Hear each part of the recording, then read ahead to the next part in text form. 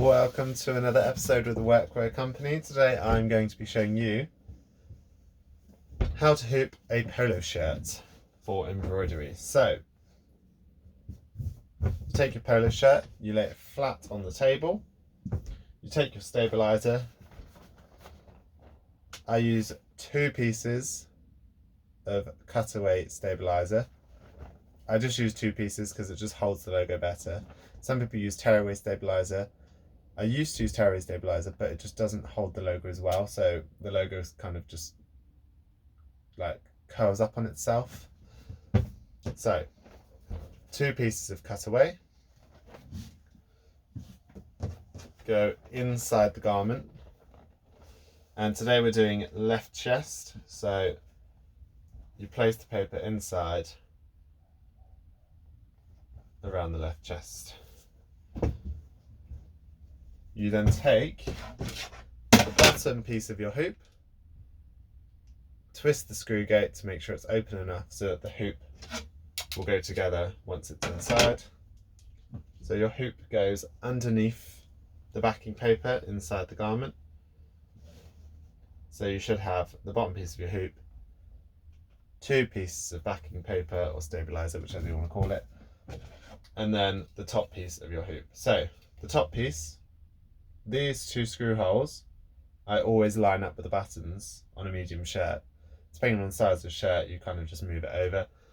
And then this here, the bottom piece, lines up with the seam. So once I've hooped it, I'll show you. So once it's laid flat on the table, you've got your bottom hoop, 2 pieces of stabilizer, and your top hoop goes on. So you can just move it around with your fingers. So I'm moving around the bottom piece to line it up with the top piece on there.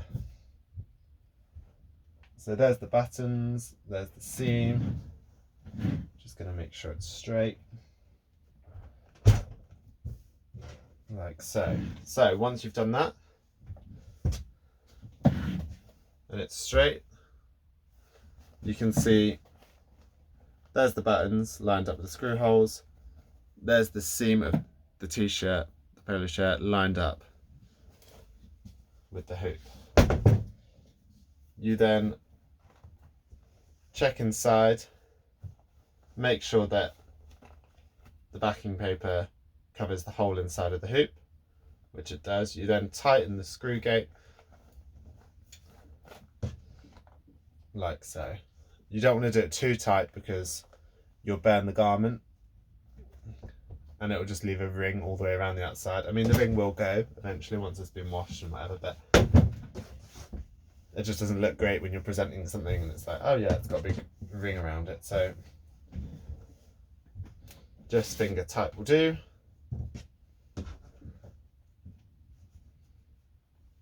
And once it's hooped like that, you need to make sure, because I know it can be tempting, but you need to make sure that you don't pull the garment through like this. Because if you do that and you make it tight inside the garment, once you take the hoop off, it will go back to its original shape and then it will take the logo with it. So the logo will then just shrink in with this and it would, yeah, it will just go inside. It will just almost curl up and it won't look great. So I always say, lay it flat and then just let it naturally do it. And you can see there's movement in there.